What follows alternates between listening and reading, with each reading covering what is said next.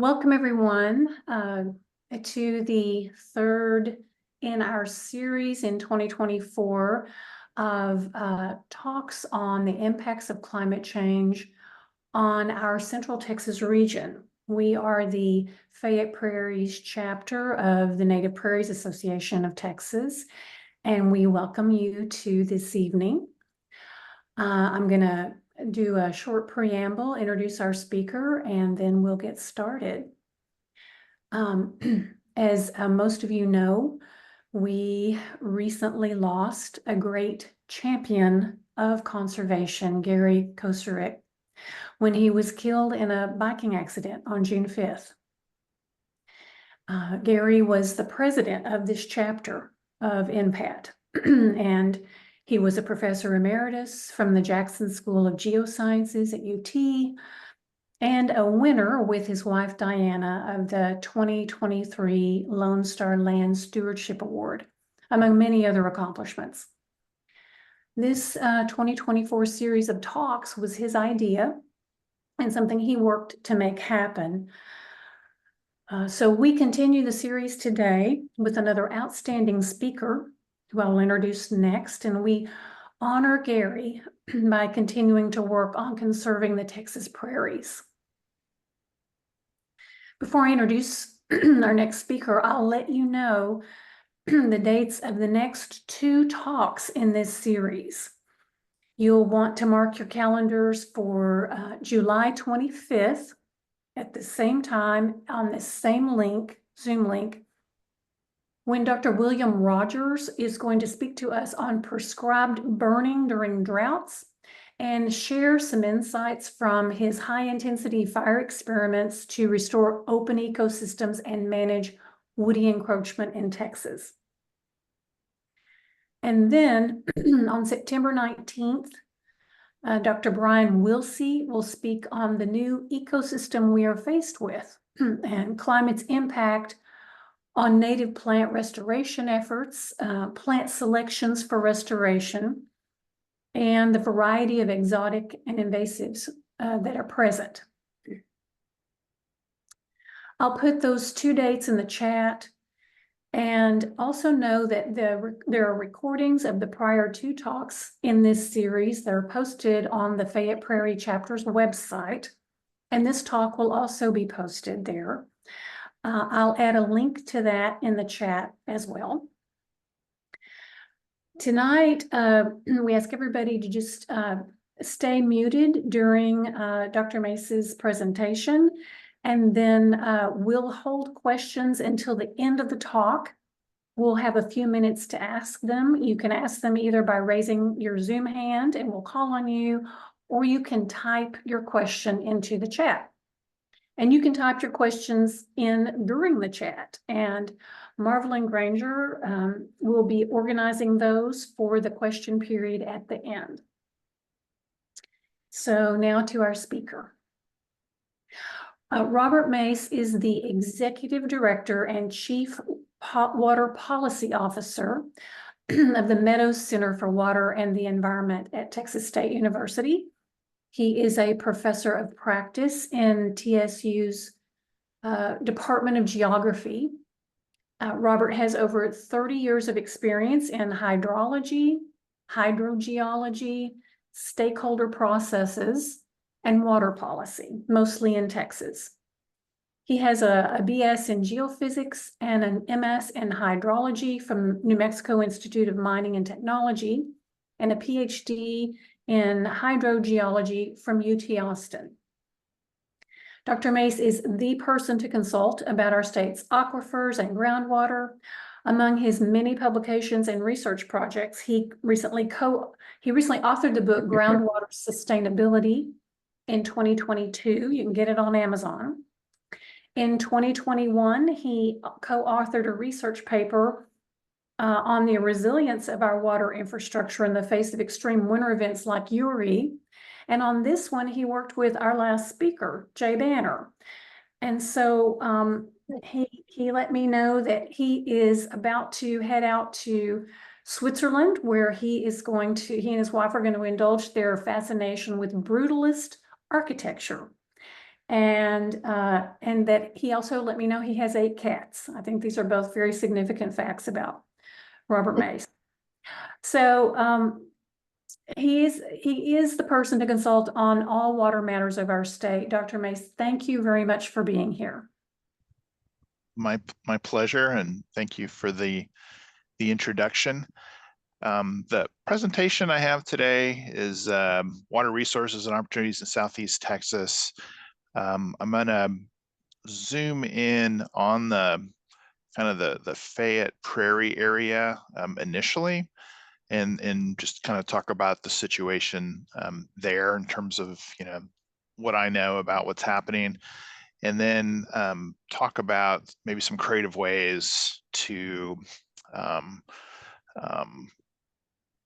get water for whatever people's needs are. And it's not specific to Southeast Texas, although I've got some examples that are specific to Southeast Texas, but those opportunities really are opportunities for the entire state, for the country and the world, quite frankly. It's not meant to be comprehensive in any way, shape, or form.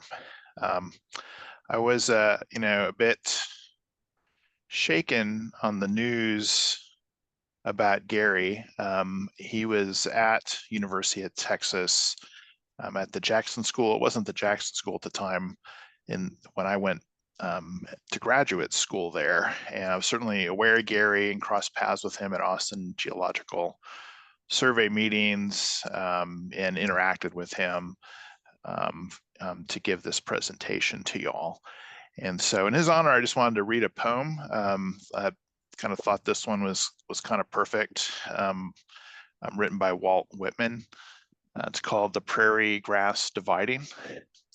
The prairie grass dividing, its special odor breathing, I demand of it the spiritual corresponding, demand the most copious and close companionship of men, demand the blades to rise of words, acts, beings, those of the open atmosphere, coarse, sunlit, fresh, nutritious, those that go down to their gate, erect, stepping with freedom and command, leading, not following, those with the never quelled audacity, those with sweet and lusty flesh, clear of taint, those that look carelessly in the faces of presidents and governors as to say, "Who are you?" Those of earthborn passion, simple, ever constrained, never obedient, those of inland America. So thanks for everything that you've done, Gary. So the Fayette Prairie region, I kind of pulled this from y'all's website, is in that dark gray area there, kind of across central southeast Texas area. And this is where it sets in my crappily drawn outline, with some information from the most recent state water plan.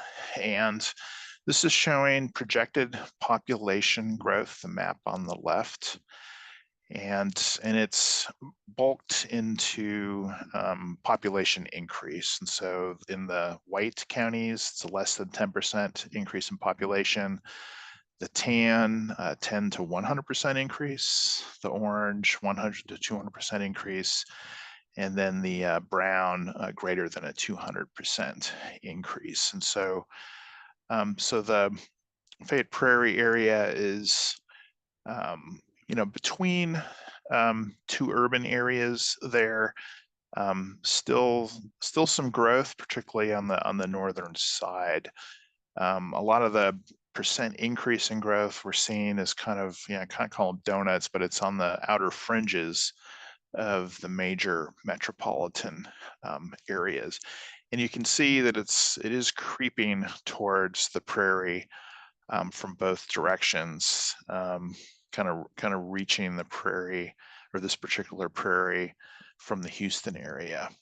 Of course, there's the Texas Triangle, which seems to close more and more every day. It's a commonly drive for business purposes between Austin and San Antonio, or Austin and Dallas, and certainly, see the development moving along those major highways and, the growth continuing to progress. So that puts stresses on water resources, on land conservation. So I will say this, that the Conservancy is doing its good work at the right time. It's a lot harder to conserve land when the development is already all around you. Some conservancies are struggling with that here in Central Texas and trying to preserve, for example, the hill country. The map on the right shows the region water planning areas, and there's 1, 2, 3, 4, 5 of them that the Prairie intersects. So for some reason, when they mapped out the planning groups, they had them follow the river basins rather than the Prairie extents. On the water resource side, on major aquifers, this is where the Prairie sets, and this is also showing you the major aquifers across the state. So for the most part, the Prairie is underlain by the Gulf Coast aquifer, and it's towards the upper reaches, or the shallow reaches of it. It gets thicker as you head towards the Gulf Coast. I'm not sure if you can see my arrow. Looking at Marvel and see if she nods yes or no. Can you see my arrow? Okay, cool. Yeah, so it's thin up here, whisper thin, and then it gets thicker as you go down. So the Prairie's up in the upper reaches of the aquifer. That's actually a good thing, because most of the big pumping and the big production occurs in the deeper parts of these aquifers. So this is what I mean, kind of where the Prairie is setting is kind of up in this area relative to this aquifer. That the geologic term is it dips, so it's dipping into the subsurface with younger sediments sitting on top. This is also kind of showing how many of these dipping aquifers work, where you have a water table that's a subdued reflection of the topography up in the recharge zone. And then you get these younger sediments on top, which are tight. So it kind of acts like a pressure cap, and you wind up getting the aquifer under artesian pressure. And then there's a lot of water that's recharging the aquifer and discharging locally. And then a fraction of it is heading down into these deeper, this deeper flow system. And the reason the Prairie's location is good is that most of these dipping aquifers are called permeability controlled, and so it isn't so much how much water is coming in. It's not how much recharge you're getting. It's how much water can you get to move deeper into the aquifer towards pumping centers. And generally, there's a lot more recharge than what you can get to move deeper down. And so what that means is that the water levels up in the recharge zone tend to be maintained. Radical example of this is up in the Dallas-Fort Worth area and the Trinity Aquifer up in here, where there's been over 1,000 feet of water level decline in the confined part of the aquifer, but no measurable decline in water levels out in the recharge zone. And something like 99% of the water that comes in comes right back out. Only 1% going into the deeper part of the aquifer. So if anybody's like losing sleep over the aquifer going dry beneath the Prairie, you're probably okay. However, that's for big pumping. However, if development ever gets out there and people start putting all kinds of wells in, that could cause a lowering of water levels. Also shown here is the connection between groundwater and surface water. And so if these water levels get drawn down, you're not going to have as much discharge to local streams, and you won't have as much base flow, and it could even be completely decoupled. But it won't come from big pumping. Speaking of big pumping, here's those 1,000-foot water level declines. This is showing total water level declines in the major aquifers of the state. Up to 2020, it's missing. These numbers here are probably down 100 to 200 feet more, primarily due to production of groundwater for fracking in the Eagle Ford Shale. So that doesn't show up in this map. And then the Vista Ridge project, which is water being pumped from this area in the Carrizo-Wilcox Aquifer down to San Antonio. That doesn't show up on this map. That project started a few years ago and has caused several hundred feet of water level declines. This little decline here, these colors are showing how much the water levels go down. This is Aggie pumping, so Bryan College Station pumping in the Carrizo-Wilcox. Here's the Gulf Coast Aquifer, and here you can see groundwater water level declines in the Gulf Coast due to the Houston area. And then here's Waco and Dallas-Fort Worth. You hear a lot about the Ogallala Aquifer, and we're producing a huge amount of water up here. But it's a draining of the water between the sand grains impact, which is why it doesn't look as big as these declines here, which these are pressure declines. So it's easier to bleed pressure off an aquifer than to drain it. And so this is why these declines look so much bigger down here. There are minor aquifers across the state as well. There's really not that many in the Prairie. Maybe some wisps of the Yeggwood Jackson and Queen City Sparta, and maybe on the north side, some of the Brazos River alluvium. Land subsidence is a big issue in the Houston area. So here's the Houston area. And what this map is showing is it's called INSAR data. So it's interferometer data. It's basically using satellites to detect land deformation. It's extremely precise. And in fact, you can kind of see this measly looking things. It can see land subsidence around a single well. And so it's, it has a really good resolution to see things. These colors are showing where there's been land subsidence. They're not in freedom units, so these are centimeters, but the yellows that you see is, I don't know, like a inch to 4 inches of land subsidence in different areas.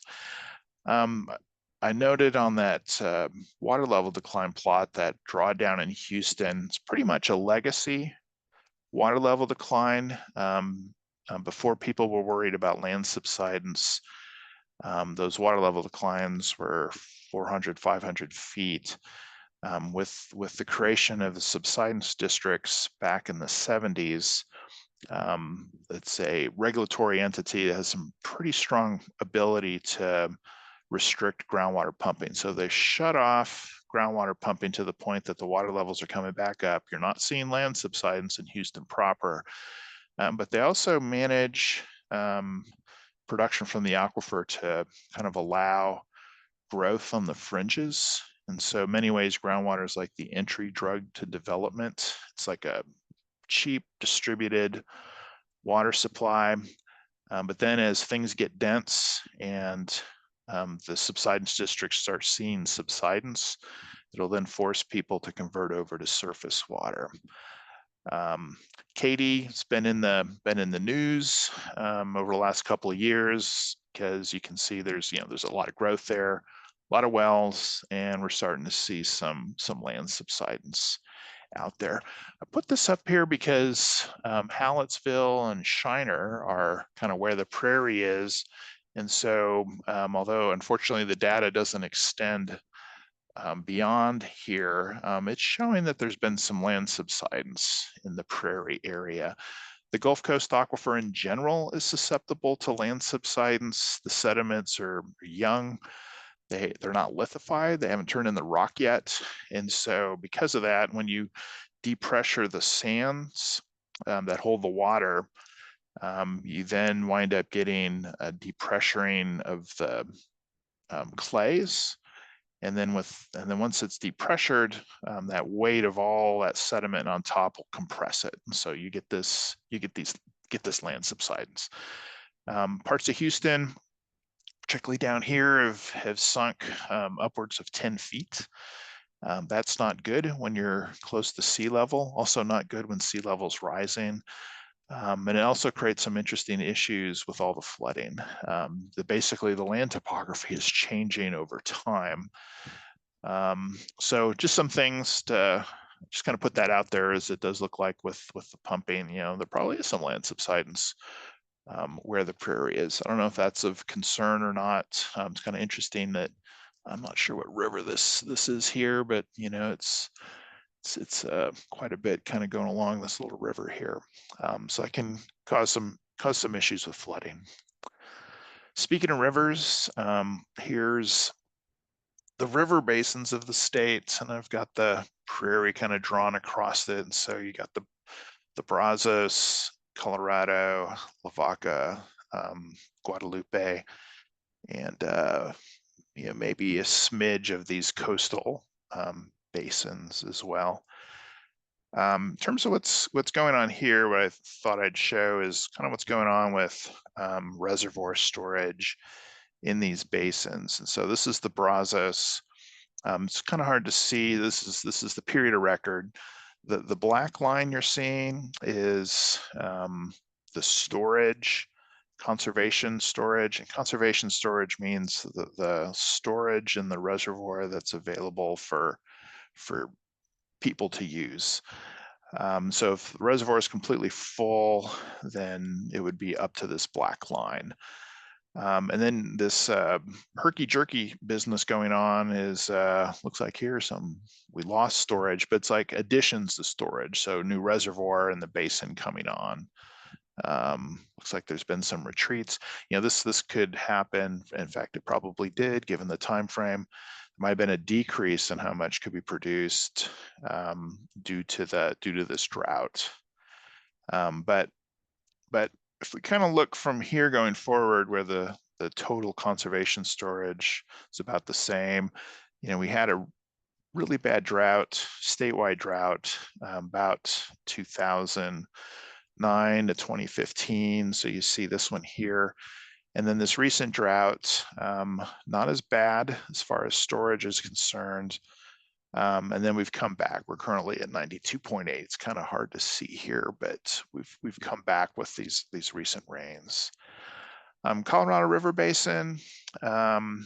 This is again, got this going on. See this little square wave looking thing up here.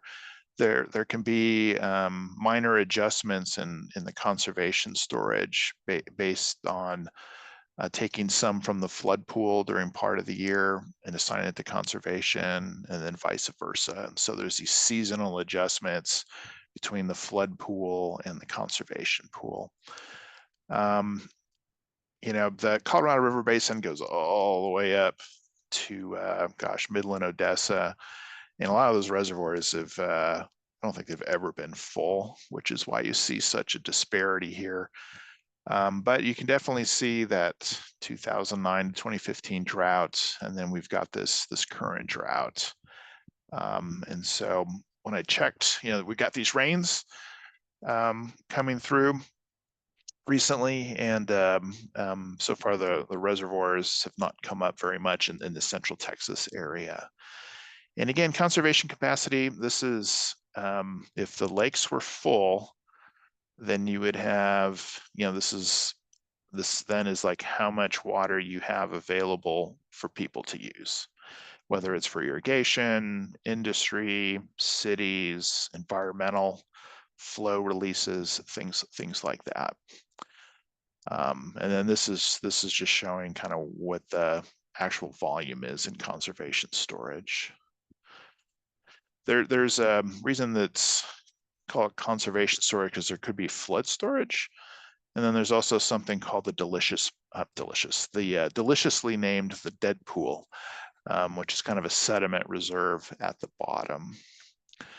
Lavaca doesn't look too bad. You can kind of see it got affected in the drought kind of from 2011 to 2015, but this recent drought kind of looks like business as usual.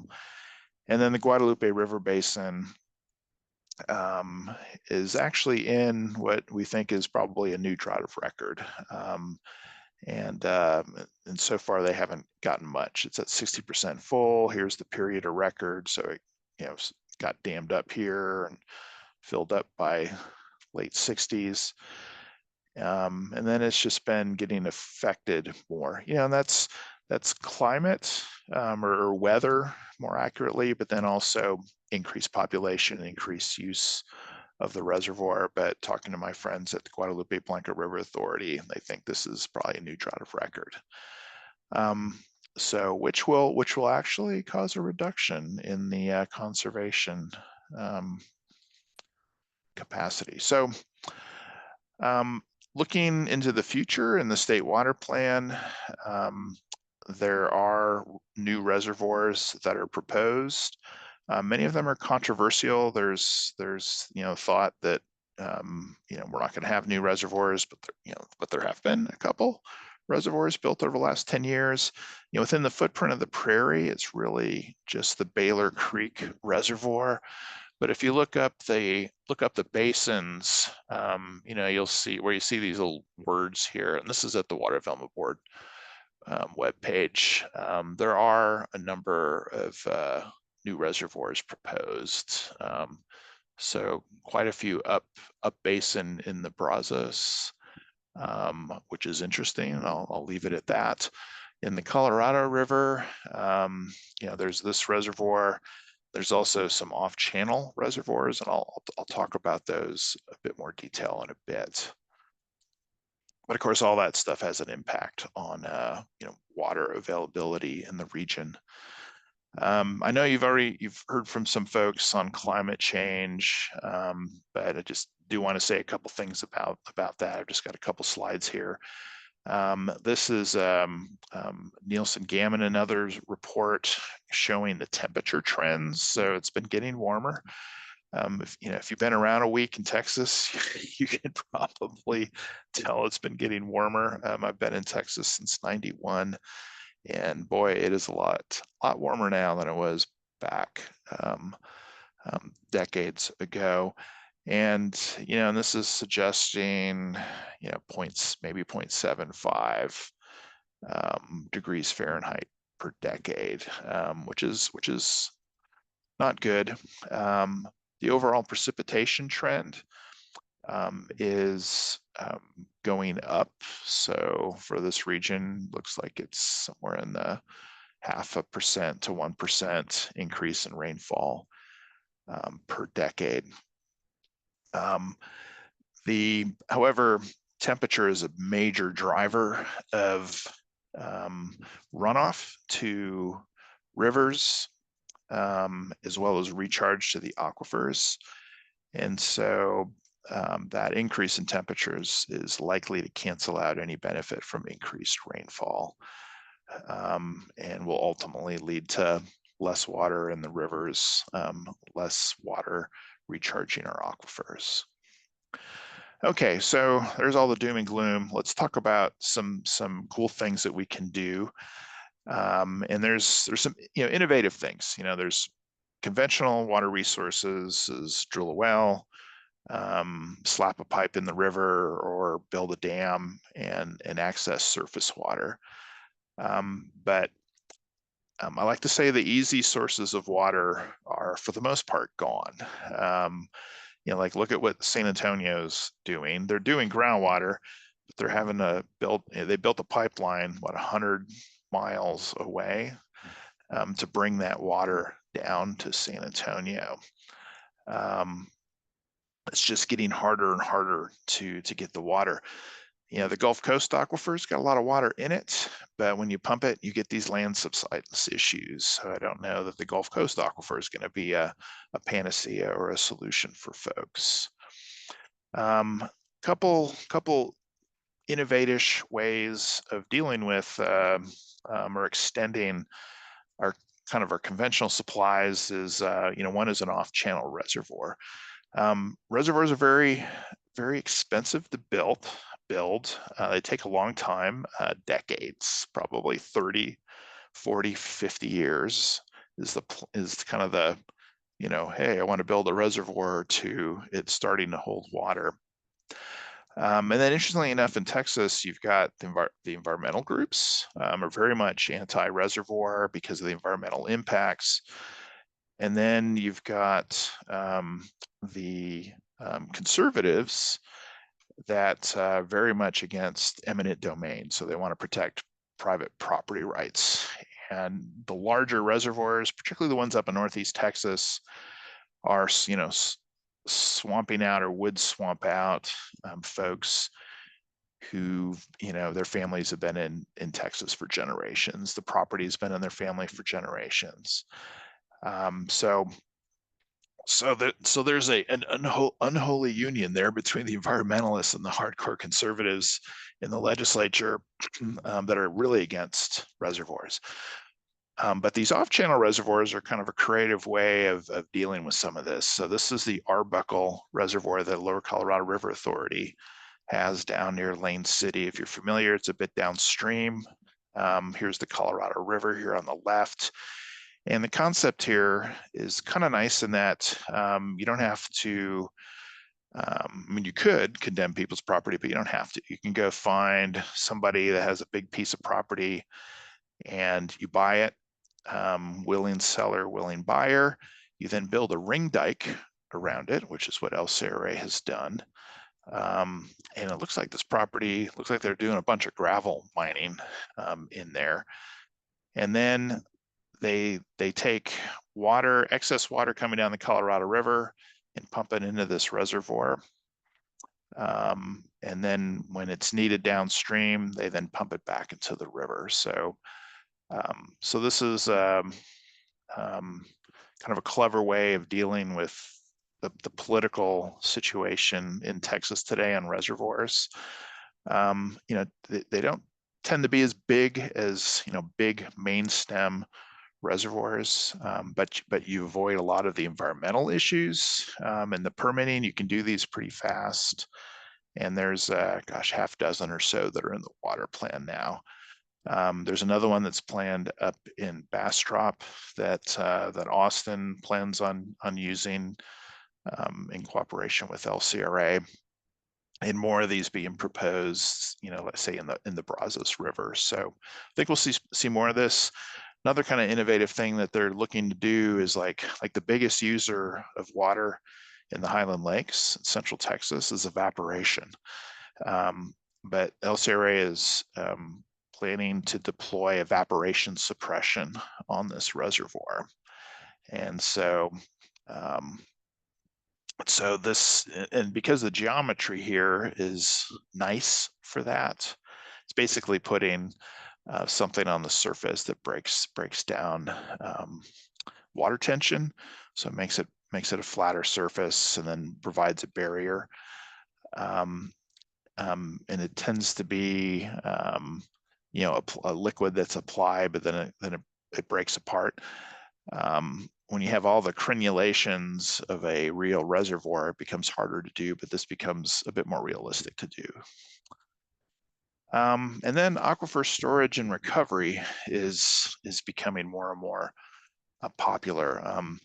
Austin has this in their plan as a major source of water in the future, where they're going to take excess surface water from the Colorado River and store it into the Carrizo-Wilcox aquifer. And then during times that they need the water, then pump it out. San Antonio has done this with the Edwards aquifer, excess Edwards aquifer water. So they, when times are good, it's rainy, people aren't using as much water, They're taking that excess water, piping it to southern Bexar County and injecting it into the Carrizo aquifer.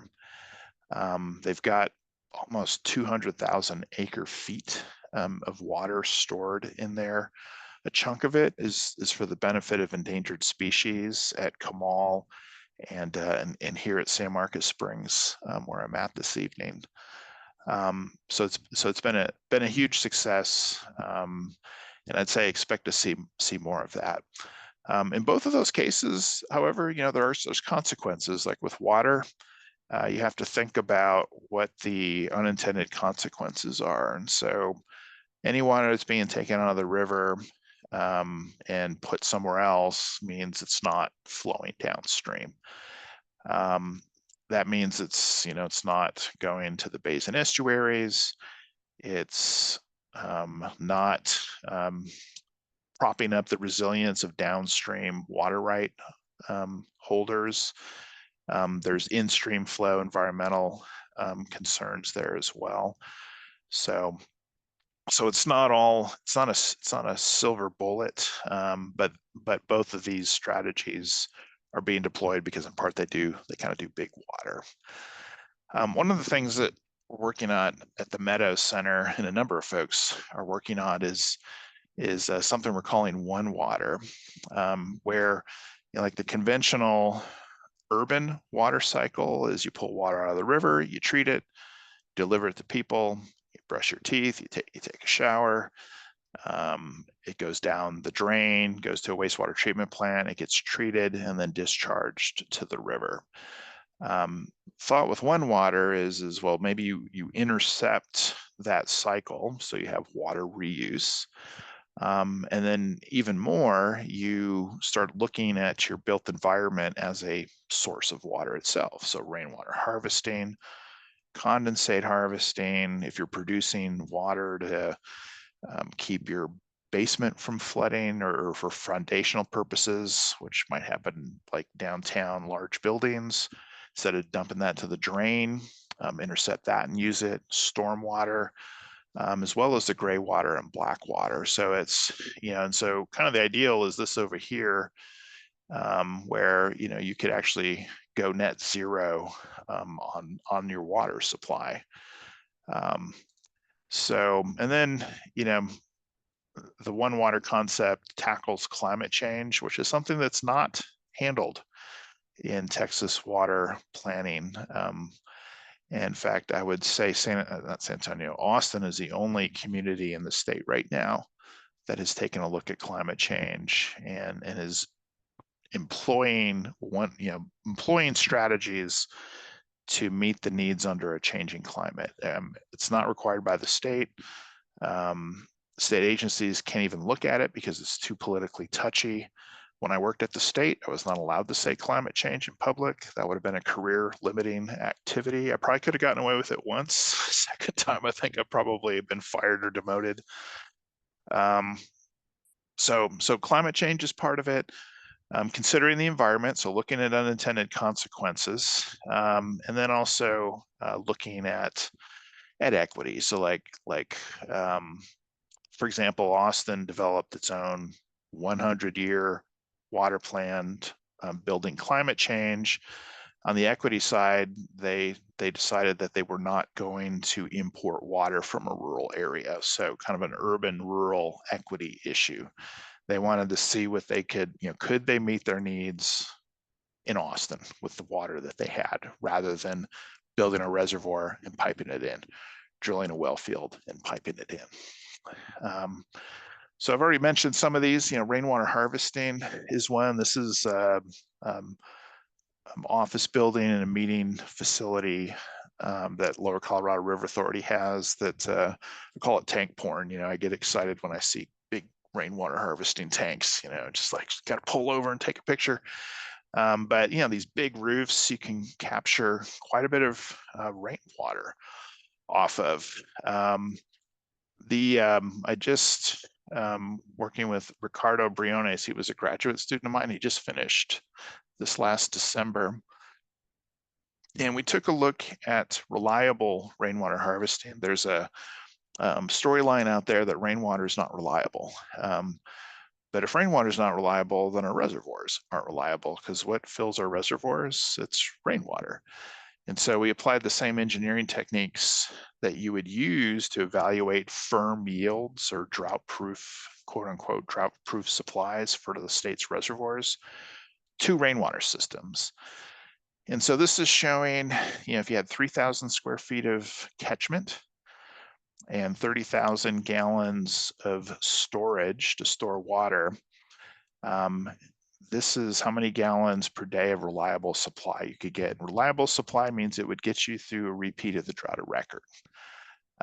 So one interesting thing was, like, you could do this, depending on how many people you have live in your house. You could do this.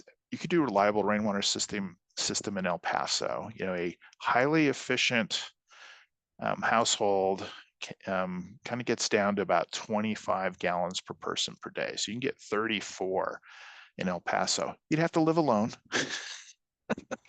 But you could also double your catchment and be able to do 2 people.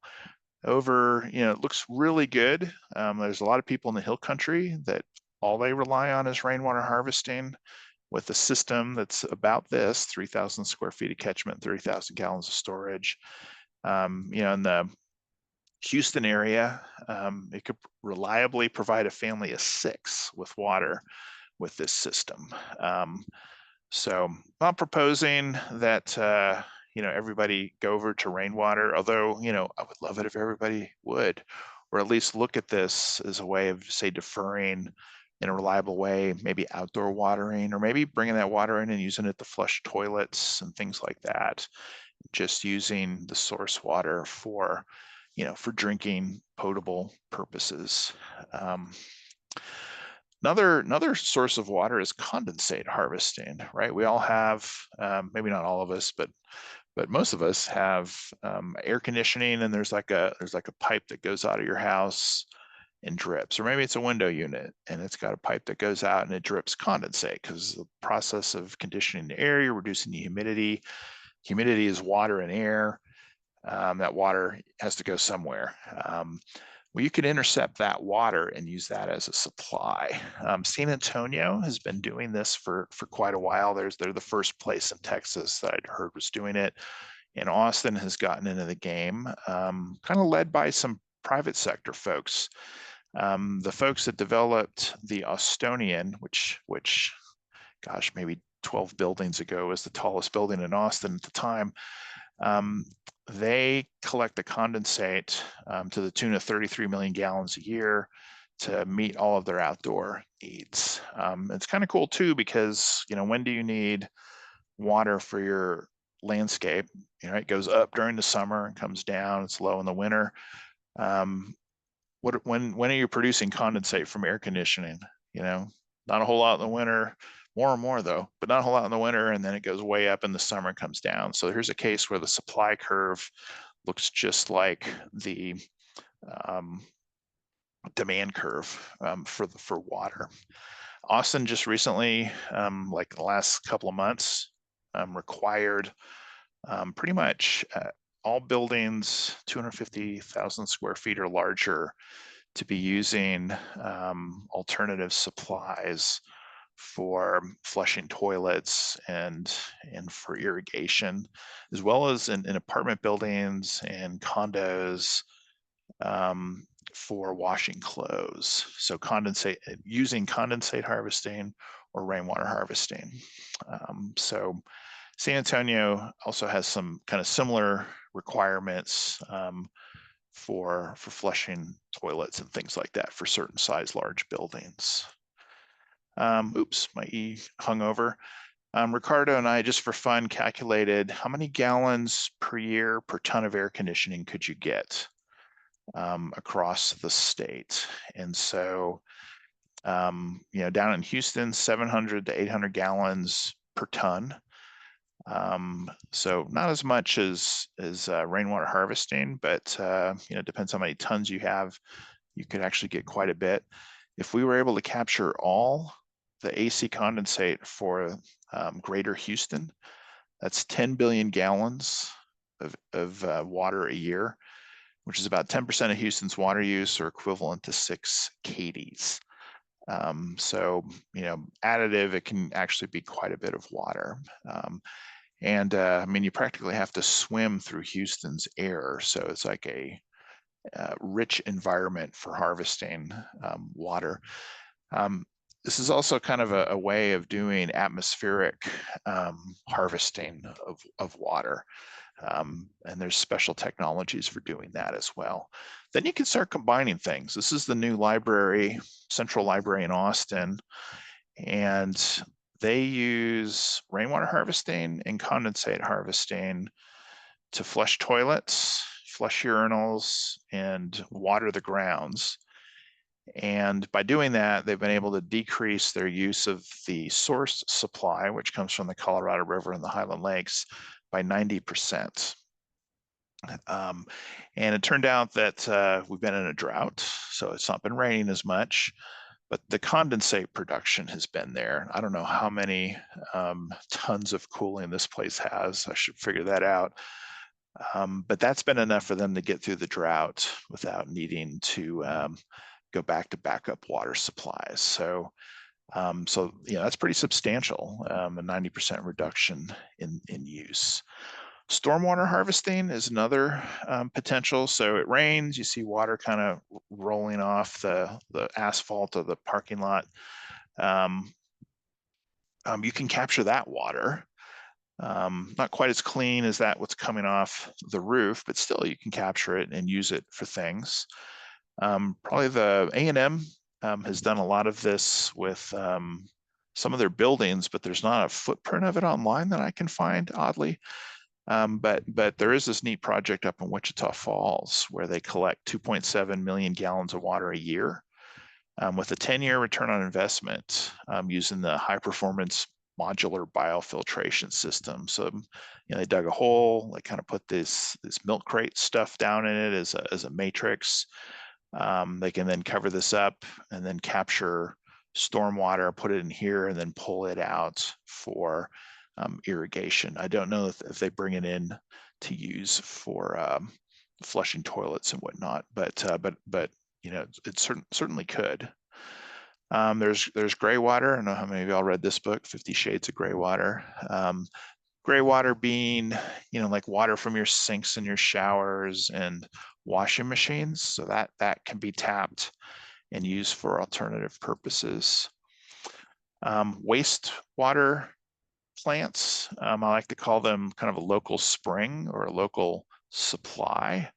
And these yellow dots are permitted dischargers. So these folks are discharging to surface water bodies, but some or all of this could be captured and reused in an urban setting. Again, we have to be thinking about what this means for downstream water right holders and users and the environment.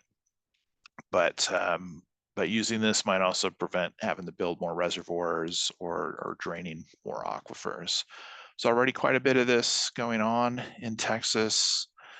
You can actually kind of create some green features. This is the Richland Chambers Engineered Wetland in the Tarrant Regional Water District in the DFW area, first of its kind in the United States. They take treated wastewater, run it through an engineered wetland. The ducks and the wildfowl, the fowl like it, then take the water out the other end and put it back into the reservoir. And they've been able to double the firm yield, double their supply doing this with their wastewater. And then you can start putting all these things together. So this is the Wimberley One Water School. Wimberley's just outside of San Marcos here in the Hill Country. Rainwater and AC condensate. They use on-site treatment and reuse of their wastewater. And using these technologies, they're able to reduce pumping from the Trinity Aquifer by 90%. And it saves money for them. I'm not saying every scenario like this would save money, but for these folks, it saves them almost $1 million over 30 years in utilities. Austin This is the 5th project in the United States, first in Texas, but this is a new permitting center here. I'm standing on top of the parking garage looking down, and this is what they call Clara, which is a on-site black water treatment plant. And so there's rainwater harvesting off to the left with tanks that are buried. They use this makeup water, and then everything that gets flushed out the toilets comes through this little treatment plant here. This is the control room. And then that treated wastewater is brought back inside to flush toilets and flush urinals. It's the first time I've ever cried at a grand opening for a wastewater treatment plant because it's so cute. I mean, you wouldn't even know it was there if you didn't know it was there. You don't smell anything, but it's like a super cool thing. Really expensive.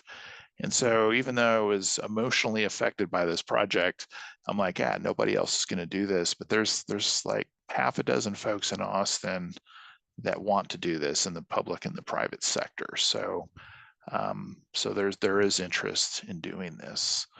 Austin is also proposing sewer mining. So let's say you need water, and there's a sewer main that runs next to you.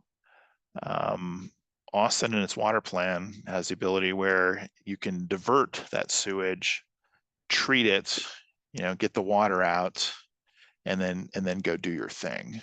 It's called sewer mining, something that was started in Australia as they were dealing with their kind of climate-induced droughts and water supply issues. So, water is water is water. And then finally, there's kind of the holy grail of water reuse, which is direct potable reuse. And this is taking the treated wastewater, completely cleaning it up, and then putting it into the drinking water system again. So that's like the true big loop. This is me testing the water at Texas' first direct potable reuse plant in Big Spring, Texas, second one in the world. So we're leaders in this. Wichita Falls built one on an emergency basis during the 2009-2015 drought. El Paso is building a big one now. And there's a number of communities that are looking to do this. Amarillo, Dripping Springs, Buda, a bunch of communities down in the valley. And so yeah, I asked if I could sample the water, made sure I was on the right side of the treatment plant before I got my sample. And I tried it, and you can tell I'm pretty happy about it. Slight hint of beef enchiladas, but other than that, the water was fine. That's a joke.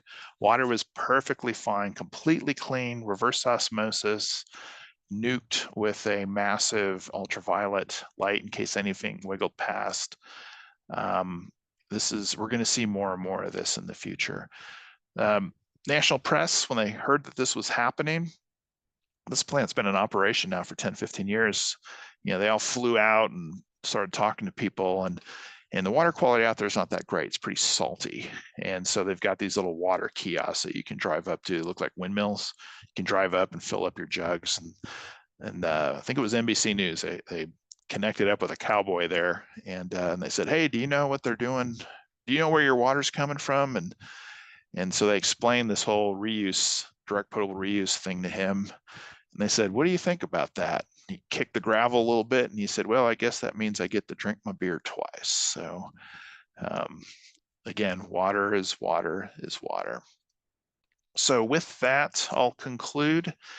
I've hopefully shown those of you that are interested in the Prairie that y'all are working at. I think you guys are in a kind of a good situation on the water side. I think probably mostly affected by, my guess is you'd be mostly affected by groundwater production, and you're situated geographically nicely in the aquifer that I think will minimize impacts on y'all. The surface water is going to get more ephemeral as it passes through your region, as people upstream start using it and intercepting it more and more over time. Don't know how much of an effect that has on the Prairie, since I'm not a Prairie expert. And then hopefully I've given you all some things to think about in, how to use water more efficiently, or use all the water that's around us that we don't normally think about. We usually think about getting rid of. How can we capture that water and use it? And oftentimes one water is kind of called urban water management. I really dislike the word urban. To me, it's a built environment supply. You don't have to be a big city to do this. You can be a single structure out in the boonies and have a minimal water footprint and minimal impact on the environment around you. So with that, I'm happy to take any questions. Thank you, All Robert. right. Thank you, Robert. We do have a couple questions. The first one is, what is the definition of conservation capacity? So Can you revisit that? Yeah, I'll go ahead and revisit that. So in a reservoir, maybe kind of envision a empty glass of water, and then there's a line up from the bottom. That would be the dead pool, and then there might be a line 3/4 up. That would be kind of the top of the conservation pool, and then we'll put a line at the top of the glass, and we'll call that flood pool. And so the conservation storage is that amount of water between the dead pool and the top of the conservation pool. And that water, it's called the conservation pool because the water has been conserved for human use. Conservation, interestingly enough, the meaning of the word has changed over time. So back in the old days, water conservation meant keeping water in the rivers from flowing to the Gulf of Mexico. And so there's a little bit of a kind of a legacy thing in terms of why it's called a conservation pool, because that water has been conserved for human use. So I hope that answers the question. I see there's another one. It's like the difference of conservation versus flood storage. So in that glass I described to you, let's say your conservation pool, your flood pool is full and your conservation level is reached, and then you get a big flood coming through. Well, then, the flood pool will take that excess water. They'll be opening gates. And then once the rain and the flooding's over, then the operator will bleed off that flood pool so it's ready for the next flood. So the flood pool is very ephemeral storage. It's intended just to kind of intercept big flows coming downstream to minimize what's going out and causing flooding downstream. And so the thought is you get rid of it as quickly as you can. And there might be seasonal adjustments. So they might make the flood pool a little bigger, steal some water from the conservation pool or lower that level a little bit, so it can take a bigger slug of water during the rainy season. And when you're out of the rainy season, then it'll shift back up again. That's where you get that little square wave you kind of saw in the Colorado River Basin. Okay. I think this is interesting. So you were discussing the AC harvesting and so forth, and Jesus is asking about fog harvesting. Is that something that's ever been looked into? It's, so I serve on the Austin Water Forward Task Force that develops that 100-year water plan for Austin, and one of our members brought up fog harvesting. It's done on like the Andes. I haven't looked into it enough to know, like how much water it would generate. It kind of falls under a broad category of like atmospheric moisture harvesting. But it's not necessarily fog harvesting, but like there are different folks selling equipment to harvest humidity out of the air, which in a way that's what fog harvesting is too. And I've not been terribly, it's a cool technology. I kind of love hearing about it and reading about it, but I've not been terribly excited about it because it's very, very expensive. But the costs do seem to be coming down, and more and more folks are open to deploying it. Now, AC condensate, that is a form of atmospheric water harvesting. The recent F1 race in Las Vegas, like the F1 folks really want to do sustainable racing. They used an humidity harvester in Las Vegas to harvest water to then wash the road, so they wouldn't use any local water. And then the military uses atmospheric harvesting for water supplies as well. So so the technology is advancing. I've been approached by folks saying, hey, we've invented a device that you can stick on a wellhead, like a abandoned well or a well nobody uses for, that harvests moisture and then trickles it down to the aquifer as a way to replenish aquifers. I'm stuck on the idea of there being enough humidity in Las Vegas to make that a I know, isn't that wacky? I mean, but like the military uses this in the Middle East. Yeah, so. Crazy.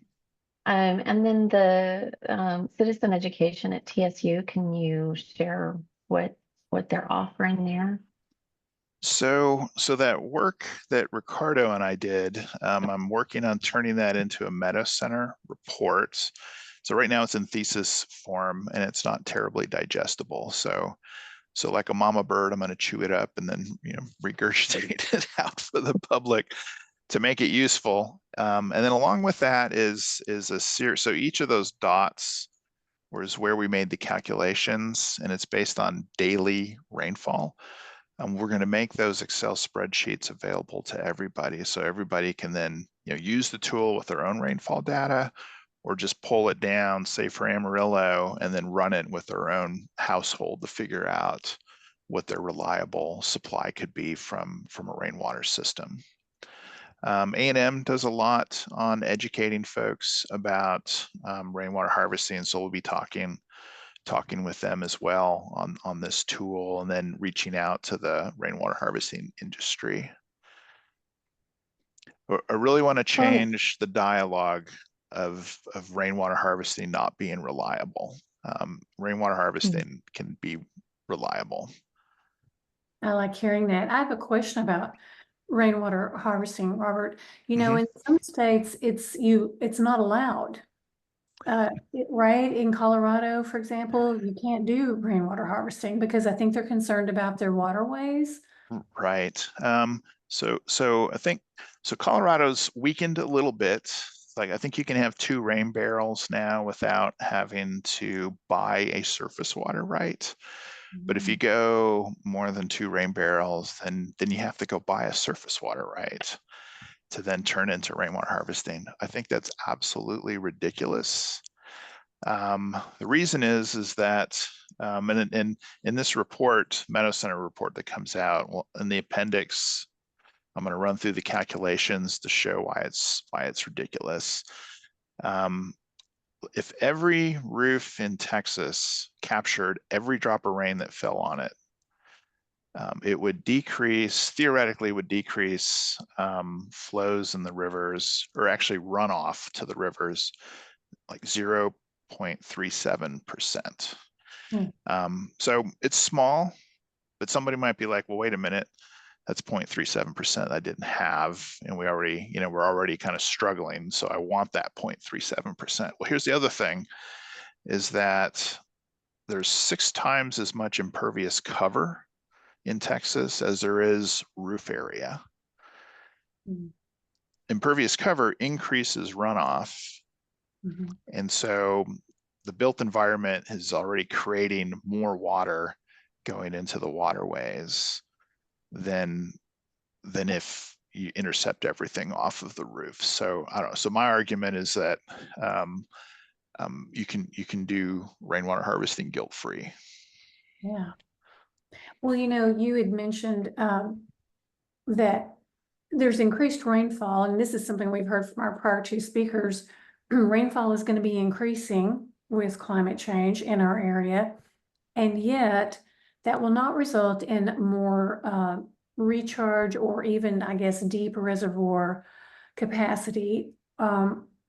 And because it comes in such fast, it comes so fast now in big chunks and can't be absorbed because of impervious cover, because of, the plowing up of the prairies and so forth, that it runs off. And I was not aware of how reservoirs are managed. This is an education for me on how that reservoirs are managed from our waterways by taking out and putting in. I mean, Mhm. curious, how is that calculation made? How is it determined when to pull, when excess water, what is excess water in the Colorado River, for example? So that's determined by the Texas Commission on Environmental Quality. And so that particular project that I showed you, the water comes from two primary, well, more than maybe three primary places. One is rain on that footprint, which, that's actually can be quite a bit of water. Of course, you're also losing it through evaporation. Then LCRA will release water for the rice farmers downstream. And so a rice farmer will call and say, yo, send some water. LCRA opens up the gate, sends some water down. And it takes X number of days. I don't think it's quite a week, but it's several days to get from the reservoir down to the rice farmer. If it rains on the rice farm during those days, the rice farmer can call up LCRA and say, cancel that order. Well, the water is already in transport. And so this off-channel reservoir allows LCRA to intercept that water, with some loss calculations that TCEQ will put on, requirements on the permit to do that into the reservoir. And then flood flows. He's doing that too now. And so flood flows at a certain level, TCEQ will say, LCRA can turn on the pumps and pull water out of the river and put into the off-channel reservoir. And those flood flow, the level of the flood flows is dependent on kind of other, storage or reservoirs that are downstream that might be more senior or were there before this off-channel reservoir was put there. Not all reservoirs are run this way. Most reservoirs in the state are main stem reservoirs, so the water's coming in. But even then, those reservoirs are kind of run the same way. There's maybe certain flows that they can retain, other flows they have to pass through, depending on the priority. I'm going to go ahead and I see like a question on HOA restrictions on rain barrels. They're not supposed to do that. There's a state law now that says HOAs cannot tell homeowners they can't have rainwater harvesting. Although, they can express an opinion and maybe some restrictions on aesthetics, but they can't tell you no. And then a question about desalination. Yes, desalination, yes. Austin, I got involved in Austin's water planning. I was like, oh, we're going to have to desal because Austin's expected to grow from 1 million people today to 4 million people in 100 years. Like, how do you get enough water for all these folks without piping in desalinated seawater? But using one water techniques, Austin is able to meet its needs. Now it has a lot of water that's available through the Colorado River that they're growing into, which helps them out quite a bit. But at the same time, I do think seawater desalination has a big future in the future of the state. We don't factor climate change in our surface water resources. And so the surface water we think we have is I think is going to be a lot less. Austin's analysis suggests 50% less in 100 years, probably 25% less in 50 years. Seawater desalinations, that's pretty drought resilient. The Gulf of Mexico is going to be there. Right now, everybody in the seawater desal subculture is watching Corpus Christi really closely, where there's 3 or 4 projects that are kind of moving through the permitting process with TCEQ to go forward. So I think once that first one goes through the gauntlet, that will probably open up more and more people looking at seawater desal. I think I should note too, I know that, I was Go just ahead. going to say there's a lot of environmental concerns about seawater desal, on the energy and, the carbon, as well as the discharge of brine concentrate. And maybe it's because I'm married to an engineer, but I have a lot of faith that the engineers can figure out the discharge, because there's other countries in the world that have done this, such as Australia. And then I think the energy mix is just going to get greener over time. And then my argument too is that, like, even Austin, as tree huggy as Austin is, if it reaches a point where it has to decide to put water in the river for the environment versus water for the people, the fish aren't going to get the water. And so if there's truly a drought resilient supply, such as seawater desalination, if we're able to take care of the people, the environment is going to be taken care of as well. I'm sorry, Marvelyn, I think I interrupted you. I was just thinking on the HOA restrictions, and I was remembering how in the last few years that as we're increasing and neighborhoods that are being built further and further out, and that the solution, in addition to that, they had to raise their houses by 3 or 6 feet on new builds, as well as add the retention pond or detention pond. I was wondering what your thoughts were on potentially, or the actual potential of these HOAs being encouraged, maybe with tax savings or whatever, of making their neighborhoods with homes that where rainwater catchments would just be part of the build. If every person had their own and it came with the house next to the AC, it just feels like a pretty significant fix for new builds with all the cement that they're adding. And, if that was part of the equation of you had to have so many cubic feet of retention and so forth, if you foresee that ever being part of the calculation. I guess I would love to see that be part of the future calculation. I think we might get there. I mean, Australia found itself in some, decade-long droughts to where they started requiring all homes to have rainwater harvesting. If you ever watch International House Hunters, I'd love to watch International House Hunters when they're in Australia, because part of the houses that these families go look at, they talk about their rainwater harvesting systems that are part of the house. And and in your description of like requirement to build the houses up, 3-6 feet, is that for flooding purposes? Yeah, it's to sort of offset. We're putting in this much cement, so our houses have to be this much higher, which I don't know, it might seem a little simplistic, but I'm thinking that eventually becomes the new level, if all the houses are up. And you could put all that storage underneath the house. I've got a friend out in Dripping Springs that he built before the state law that said HOAs couldn't forbid rainwater tanks.